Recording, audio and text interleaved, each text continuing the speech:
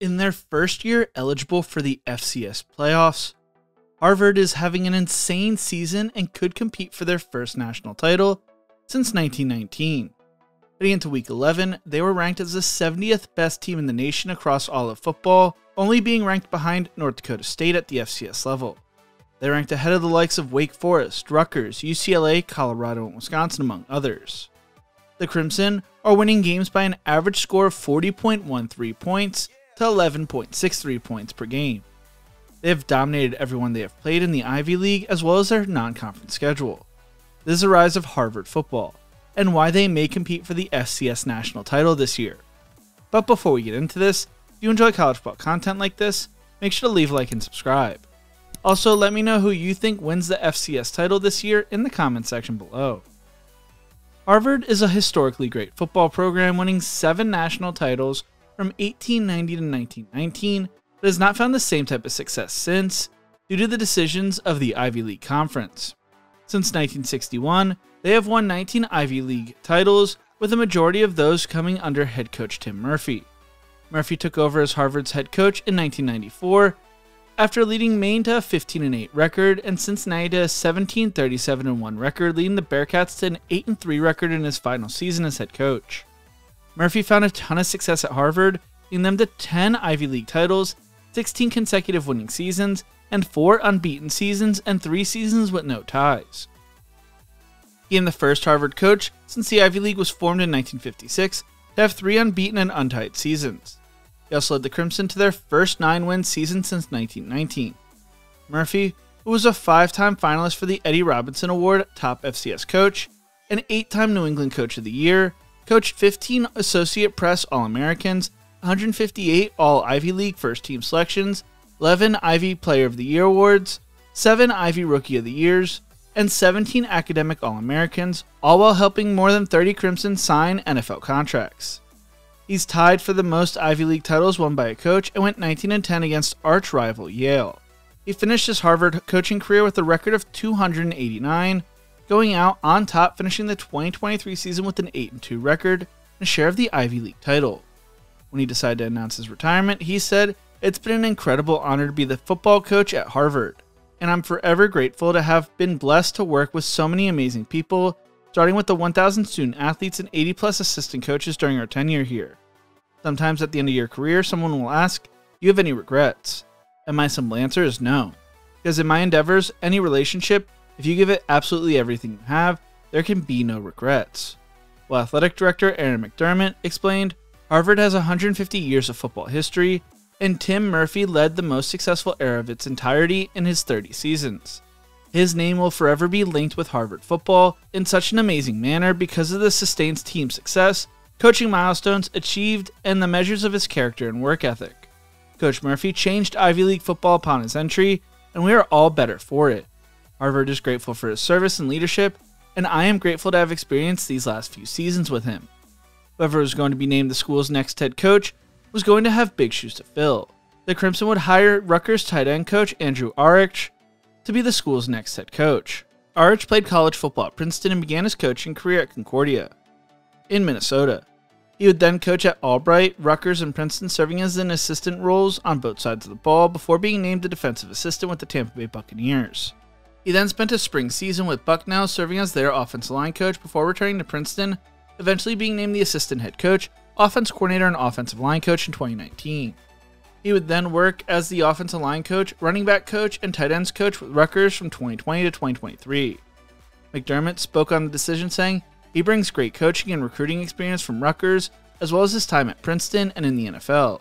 He is a true Ivy model of an educated coach and brings a hard-nosed, focused mentality that is both caring and demanding." While Arich had coached in the NFL and at the Power 4 level, his dream was always to return to the Ivy League as a head coach. He told Football Scoop back in 2024, "My goal was to be an Ivy League head football coach. I'd really enjoyed my time in the league as a player and a coach, really enjoyed the type of student athlete you're around. There were a couple jobs that opened up throughout the cycle, but to me, it had to be the right job to move my wife, Michelle, a New Jersey native, away from her family." Harvard has had 5 head coaches since 1956. There's been a lot of success and stability there. When that opportunity presented itself, to me it was a no-brainer, and I had to do everything I could to get this job. because it aligned with exactly what my long-term goals are. He would retain both defensive coordinator Scott Larkey and offense coordinator Mickey Feen, and he would take the Greg Schiano approach when it came to recruiting, explaining, "What bothers me in the Ivy League when I coached in it before is that some coaches just throw offers to any kid out there. Then you had to pick up the pieces if the staff didn't agree. The offer only comes from Schiano. There's a lot of legwork that leads to that point, and it ultimately gets to him. I want to use that same model here. Harvard already separates itself from other teams in the league, but that way to recruit can make us much more different." In year one under Arch, they would return a lot of their talent, including 3 starting offensive linemen, their whole running back room, and 2 quarterbacks with starting experience. They also returned a ton of talent on the defensive side of the ball that held opponents at 20 points per game in 2023. They would find success immediately, going 8-2 and winning a share of the Ivy League title, their 19th Ivy League title in school history. There was excitement around this Harvard team heading into the 2025 season. Not only did they return a lot of production from last year, but also, for the first time ever, they would be eligible to play in the FCS Playoffs due to a rule change by the Ivy League. They returned second-team All-Ivy League quarterback Jaden Craig, who threw for 2,430 yards, 23 touchdowns, and 3 interceptions, while they also returned leading rusher Xavier Bascone, who rushed for 538 yards and 5 touchdowns on the ground. They returned 3 starters on the offensive line, but there were questions around the wide receiver room. On the defensive side of the ball, they returned the most experienced secondary in the Ivy League, including All-American safety Ty Bartram. They also returned experience across the whole defensive side of the ball, with their biggest question mark being their linebacking room, as they needed to replace every starter from that unit from last season. They have dominated since the start of the season, setting a tone on the road against Stetson on September 20th in their season opener, winning 59-7.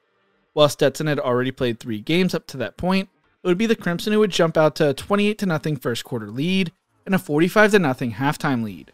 They opened up Ivy League play with a 41-7 bludgeoning of Brown 41-7, going to half up 34-7.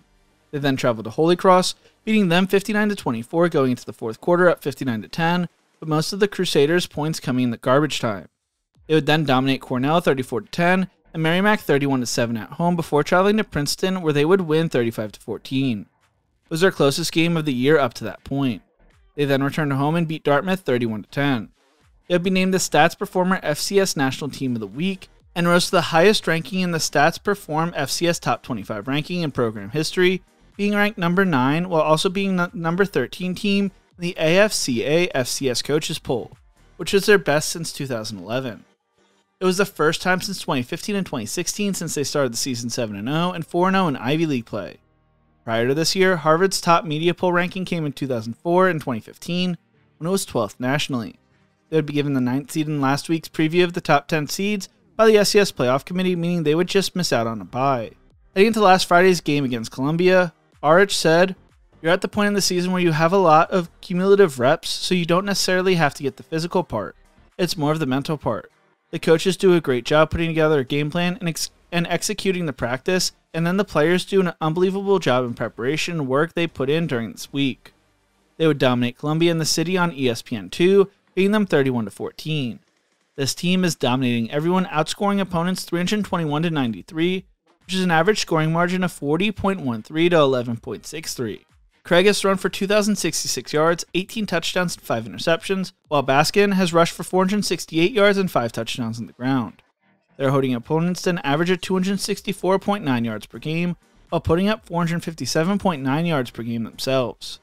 This team has dominated everybody. According to Bill Connolly's SP+, they're ranked the 70th best team in the nation and would be 10-point favorites against Boston College. The only FCS team ranked ahead of them is North Dakota State. They close out the season at home against 5-3 Penn and on the road against 6-2 Yale. If they win against Penn, they will clinch a share of the Ivy League title. If they win out, they will win their first outright conference title since 2014. They're also fighting for a spot in the FCS playoffs. If they win out, but are not given a bye in the playoffs, they will have played 11 straight games in a row due to the Ivy League schedule starting in late September and lasting 10 straight weeks and ending before Thanksgiving. They'll also be the first Ivy League school to play in the FCS playoffs, with the rules now allowing it. This team has looked special all season long and could be fun to watch as they close out the season. What do you think? Who wins the Ivy League and which teams are you most excited to watch in the FCS playoffs? Let me know in the comment section below. If you enjoyed this video, make sure to check out one of my other videos YouTube thinks you will love right here. Thank you so much for watching, and as always, remember to embrace the grind.